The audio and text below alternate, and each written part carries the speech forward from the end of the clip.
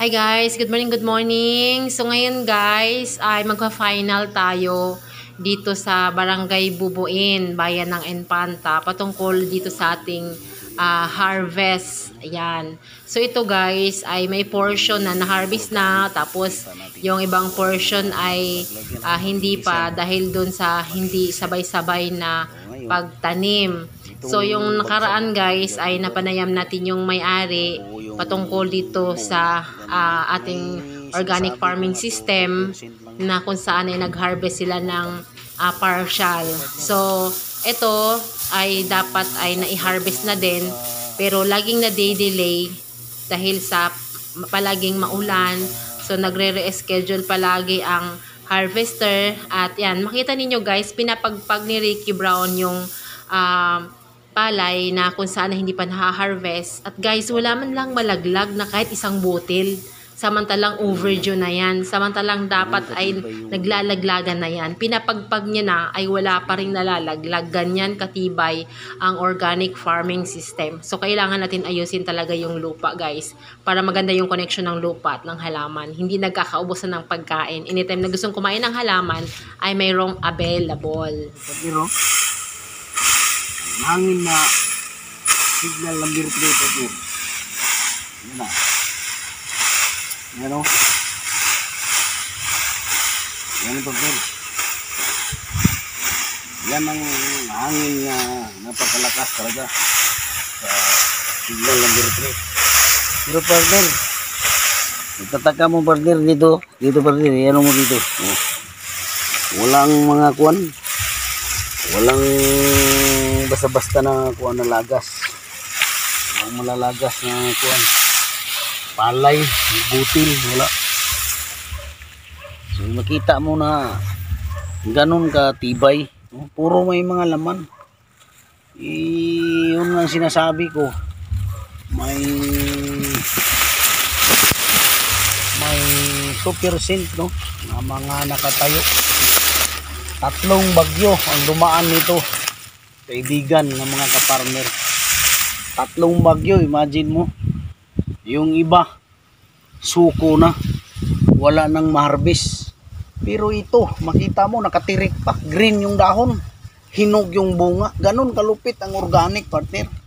Yan ang tinuturo nga yung tinatawag integrated farming, yung sistema kibali sa tinatawag nga organic farming system. So may ituturo tayo doon, no? Dito sa vlog natin, abangan ninyo yung mga uploading ko nang nagsunod-sunod. Matagal na panahon hindi ako nakapag-upload. So, pasensya doon sa mga subscriber ko. Kawa nang ngayon na nakatungkod pa tayo kasi may treatment pa tayo. Pero tinitiis natin kasi namimiss ko na yung mga comment doon sa atin na mga vlog, no?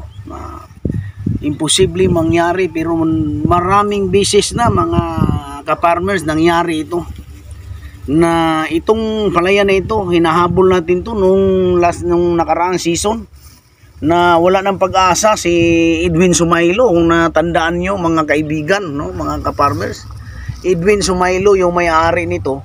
Ang sabi niya doon sa unang uploading natin na wala ng pag-asa, no? Pero nung nakilala niya ako, binigyan ko siya ng pag-asa. Sa awa ng Panginoon, ginamit tayo. So nangyari ito na nagkaroon siya ng maraming harvest. At ito ngayon, pangalawang gamit niya. Dumaan na naman ang matinding bagyo. Itong panghuli, si Jeannie. No, grabe kalakas. Pero nanatiling tumayo na wala talagang nangyari sa palay. Green pa partner, pero hinog na yung bunga. Bukas, i-harvest ito. Tingnan natin kung nag-increase ba siya kasi maraming winala dito. But actually partner, ito ay delayed na sa edad niya dun sa maturity ng palay. Supposed to be for harvest na siya. Kaya laang ay nakiusap na kung pwede ma-schedule ng Sunday. So extend na ito ng 1 week. Kumbaga dapat nga nung pinagpag mo siya ay naglalaglagan na yung butil pero hindi pa rin nagawang magkaroon ng laglag dahil sa ganitong kalagayan nga green pa po yung kanyang dahon o matibay pa yung pundasyon ng palay. Partner. So idagdag ko partner na explanation. Bakit green ang dahon? Tapos ang bunga niya ay napakahinog na. Pero pag ipagpag, ganina, pinagpag, hindi talaga malaglag. Gawa ng kumakapit siya, buhay na buhay, may laman. Yung sa synthetic partner, pag pinagpag mo siya ng ganitong hinog na, kasi mas hinog na yung dahon niya, gawa ng urea. Kasi ang urea, 4600, that is nitrogen alone. Oo. 2 linggo, wala nang bisa, so wala nang pagkain. So didilaw na dito. Yun ang tanandaan natin mga magsasaka, mga ka-farmers. Pag dumilaw na yung dahon, kasi ang root niya nandun kumakain sa lupa, ibig sabihin wala nang pagkain. So ang bunga, wala na din pagkain. So ang sistema doon, namamatay, nalalanta, biglang nagtuyo. Kaya pag ipagpag siya partner, patay siya, laglag siya. So yung sinasabi mo may natutunan ka. So dito partner, Kung kaya hindi siya pwedeng i-delay ng harvest. Yes. Kaya dito sa atin kahit pabutin pa itong 2 linggo kasi napaka-green pa yung dahon niya. Natural yung pagkain niya kasi ang piniprepare natin tinuturo, tip ko sa inyo mga ka-farmers, no? Ang tinuturo ni Ricky Brown, yung pumapasok sa'yo sa 23 to 32 days land preparation, yun ang unang sekreto. So kung na-land prep ang lupa, maganda yung pagkain ng tanim. So watch out doon sa mga kuha natin, sa mga followers natin. So i-share nyo pagkatapos. Pindutin nyo yung bell subscribe ko. So sundan niyo lahat yung mga uploading ko kasi babalik na si Ricky Brown. So maraming salamat at magandang umaga sa inyong lahat. May kalsada at saka ito to yung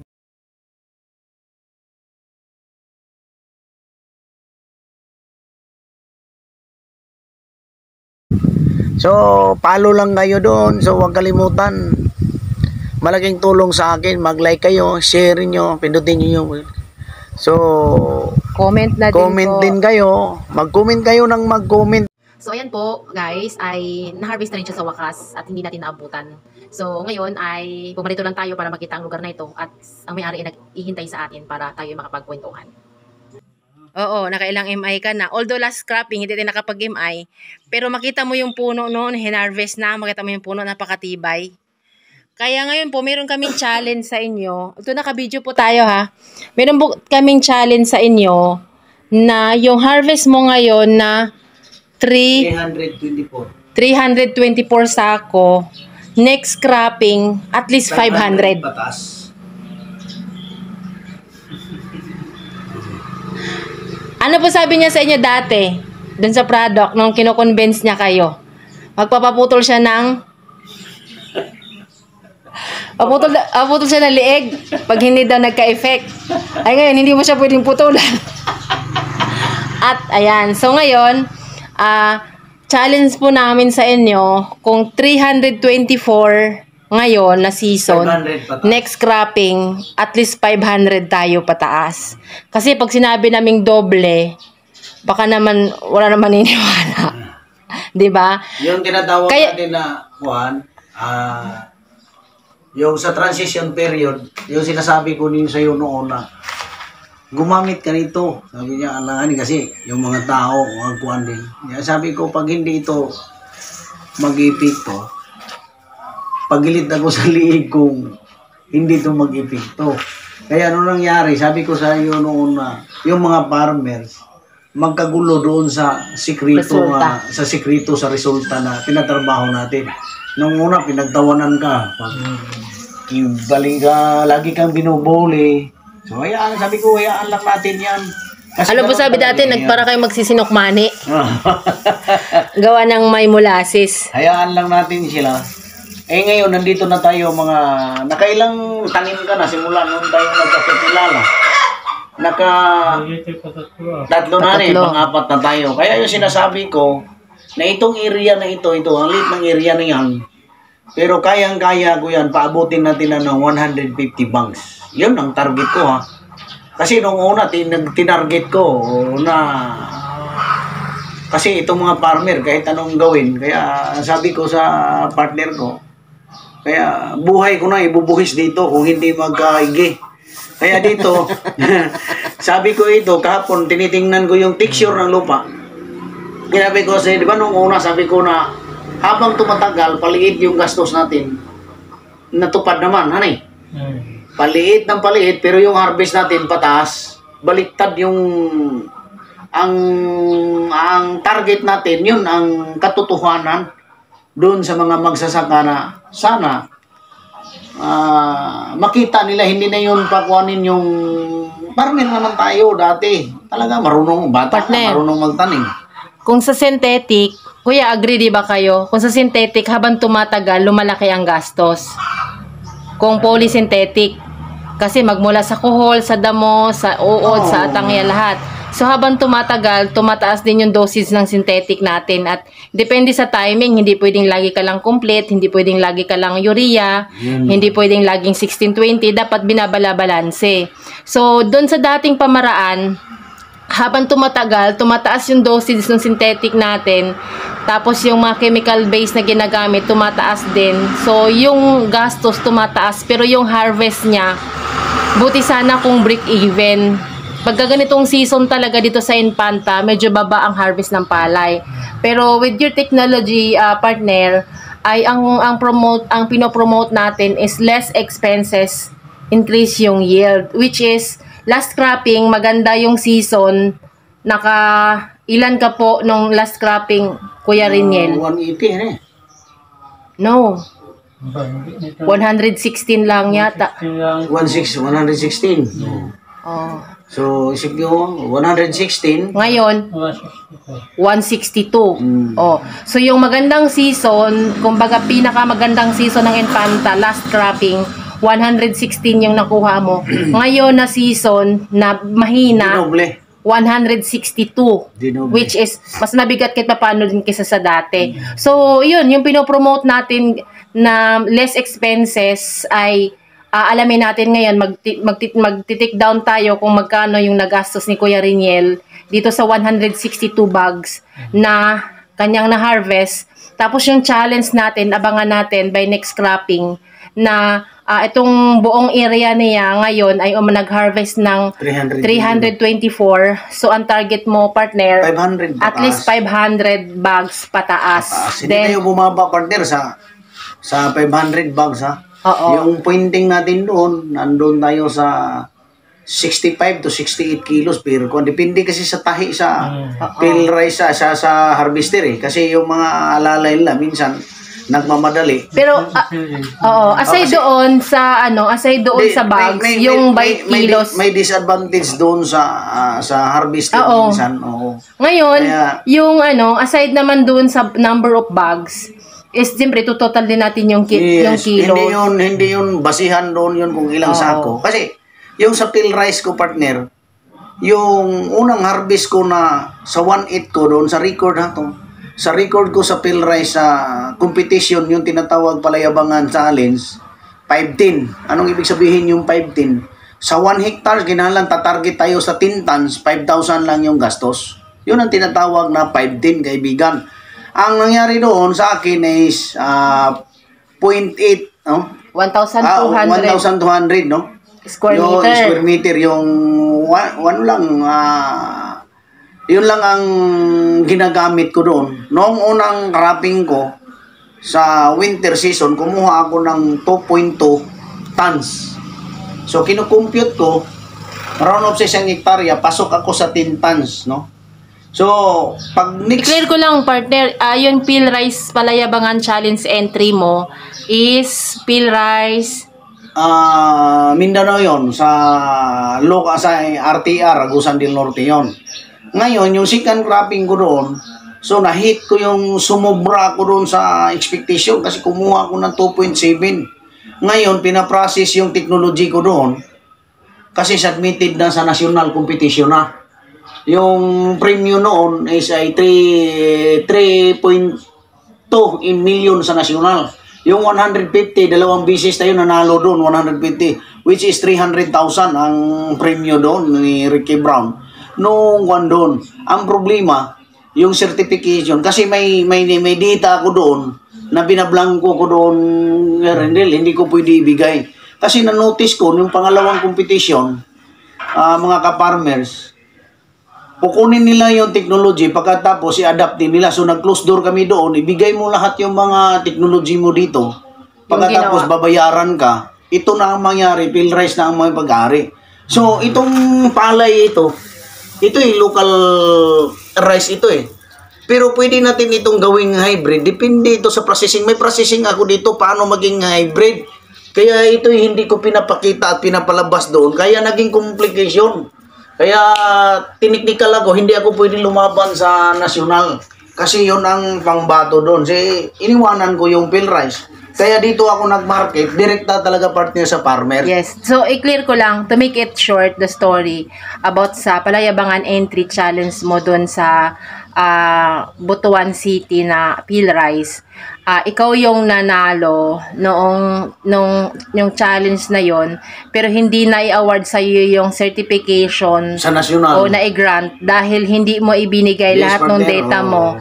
Ang iyong dahilan kung kaya hindi mo ibinigay yung data mo sa field rice, Kawawa ang mga farmer, partner. kasi kaya hindi mo ibigay dahil yung data mo ang magiging may-ari field rice na, Yes, hindi na hindi na ikaw. ako.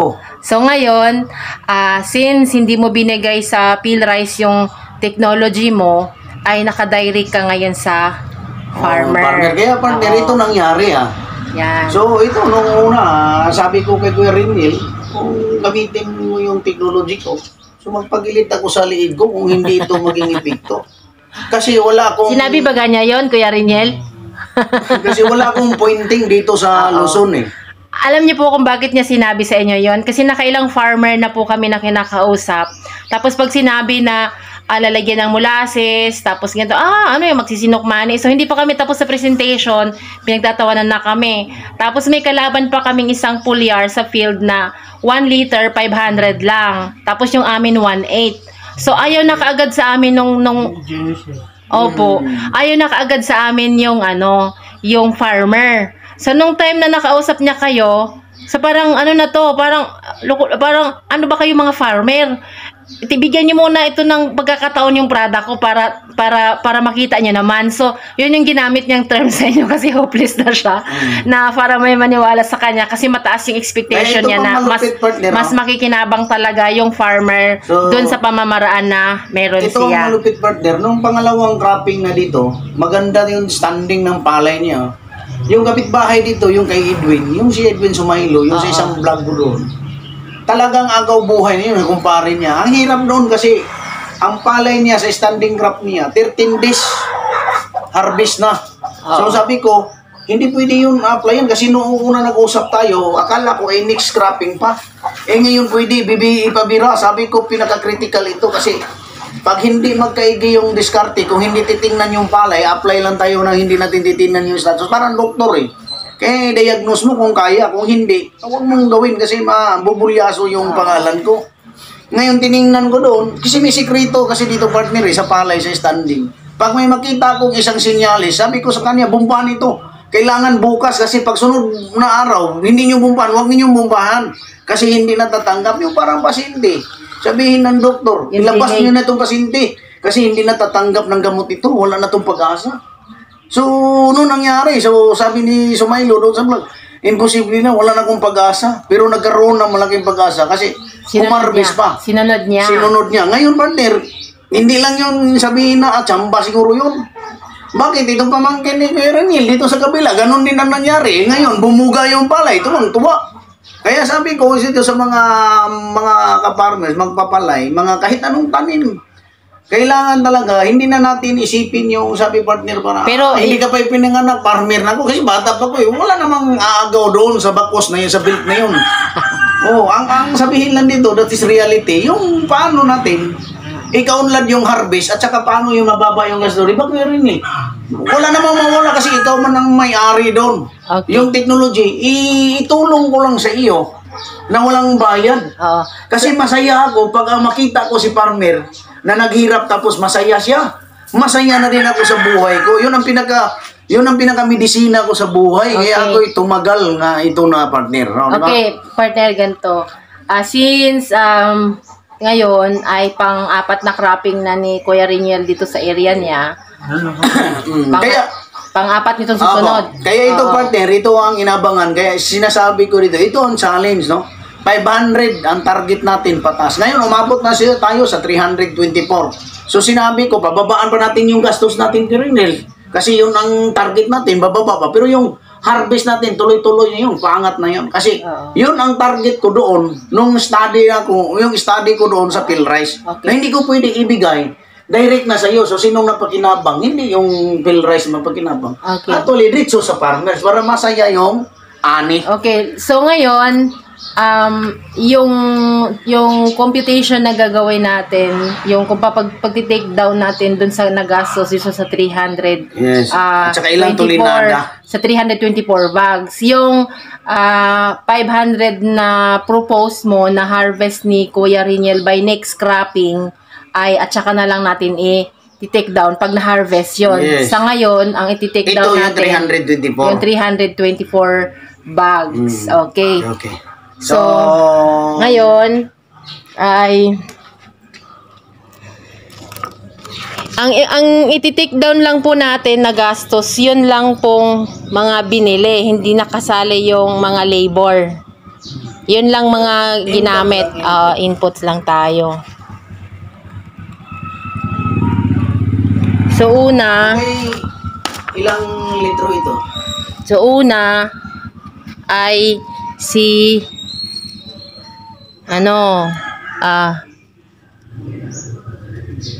kuhol. Nag-spray po sa kuhol? Wala na eh. May portion. Magkano po?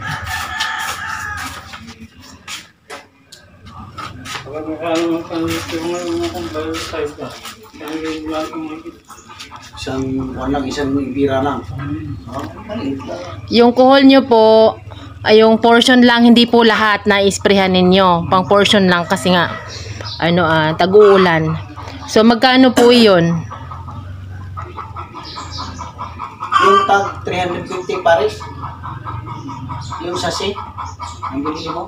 Hindi. Yung litro. 850 yun. Hindi, parang 1,000 yata. 1,300? 1,300 lang. Tama. Yung 800 pala. 1,300 sa kuhol. Yan. Sa po? Sa damo. Ang damo. Kung gumamit tayo yung pointer. Pointer lang. Magkano? Quart. Isang litro. Tag-isa. So, dalawa. Magkano po yun? Sa 1.7. 1.7. Ang mahal Yun yung dalawa na yun o isa lang? Dalawa na yun. Sa 1.7. Hindi. Dalawang litro yun. 2 litro nga. 3-4.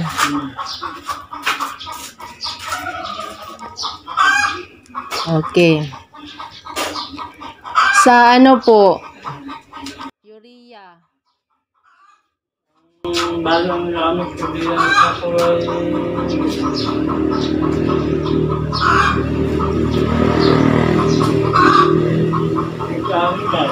Lima lahat. Ano pong iyon? 6. 6 din. 12. Anong fertilizer iyon? Puting-puting. lahat yun. 14. Isang urea, Yung minutes na. Isang sako. isang sako. Muna urea. Isa-isa. Isa kalma 14. Isa din. So 6. Okay. Hindi na yung urea po na yun. 12 bags. Kasi hindi na ginagamit yung Yan. walang sako. Kadami. Tapos ito po ay synthetic. Kailangan. So ito guys ay ito yung nagastos, no? So napansin niyo walang MI dito si Kuya Remy. Wala siyang microbial inoculant.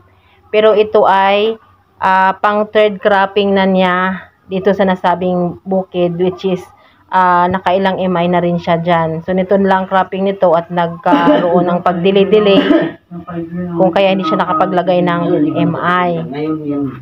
Magpagkatikim yan. So ngayon, napansin natin yung inyong organic foliar is 1/8, which is ngayon ay magiging 1,100 na lang yan yung ating gagastusin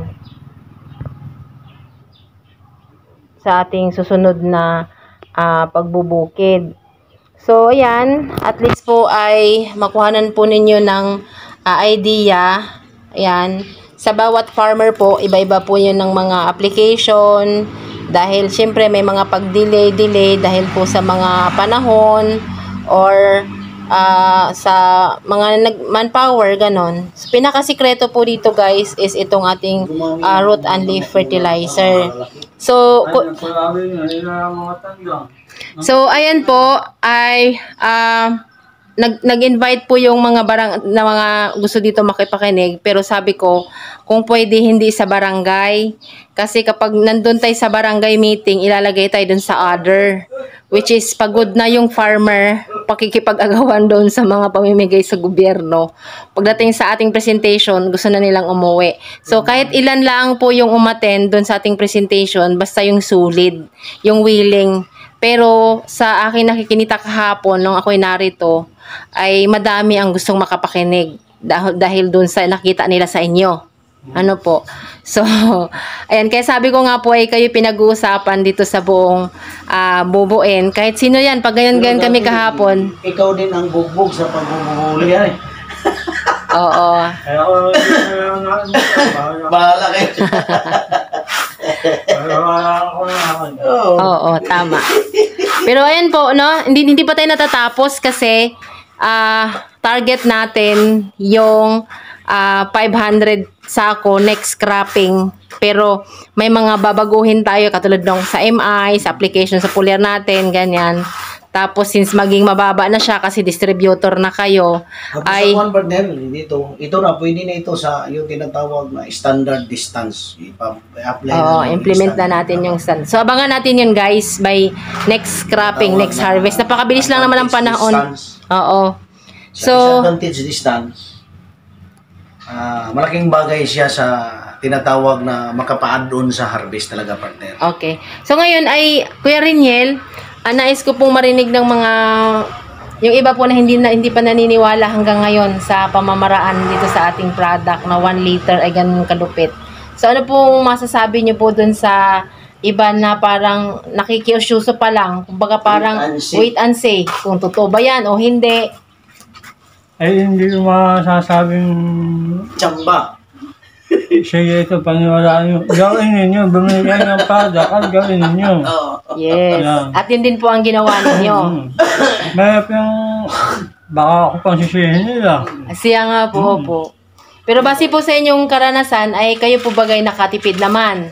Parang malaking katipigan. Oo. So parang medyo gumagaan na po yung pagbubukid ninyo ngayon kasi meron na kayo masusunod na pattern. At saka ang kong ko, walang chemical. Po? Hindi chemical na yung kakain mo. Oo. Organic talaga yung makakain. Tsaka kahit ikaw mismo yung mag-spray, walang problema. Wala kang kinatatakutan. Oo. Kasi kahit hindi ka mag-face mask, hindi nakakasira sa health natin. So, ayan po guys, sabi ni Kuya Riniel ay gumamit daw kayo para malaman ninyo. Baka nga naman sisihin ninyo siya. At saka pag ginamit ninyo, baka hindi nyo sinunod yung protocol, sisihin nyo naman siya. So, nasa pagsunod. Pangalawa po, yun nga, malaking advantage sa kanya, lilinawin ko lang na meron na siyang guide sa pagbubukid at una-una, hindi na lason yung ini-spray niya, tapos nakatipid na siya sa synthetic at marami na po siyang natipid. Oo. So, Kuya, maraming salamat po at sa inyong panayam at na-share niyo po sa amin ang inyong karanasan dito sa ating organic farming system na kumbaga pinopromote ngayon. Tapos ay okay lang po baga sa inyo na pwede ba tayong mag-invite ng farmer na kahit dyan lang po kami sa kalsada po doon. Ayan. Para po, kasi dito po, ito po kasi... Kaya yung i-invite yung susunod. Opo. Mga taga dito lang din naman po. Yung humihanga lang po sa inyo, yung parang yung baga yung ginagamit ni Kuya Riniel. Sigurado ba kayo? Yung talagang, yun ba kayo ba? Yung ginagamit ni Edwin, yung sa pamangkin. Dito lang yung ginagamit. Sabi ko, para po totoo na ito yung ginagamit ni Kuya Riniel, ay tayo makinig kayo, pero ayoko po sa barangay kasi gusto ko yung susunod. Oo. Tapos po, dito po kasi, maliban po doon, may matatanggap po kayo ng mga rebates. Hindi po yun galing sa amin, kundi galing po yun sa company. Kapag bumili po kayo ng synthetic, like mga urea complete, wala naman binibigay sa inyong rebates.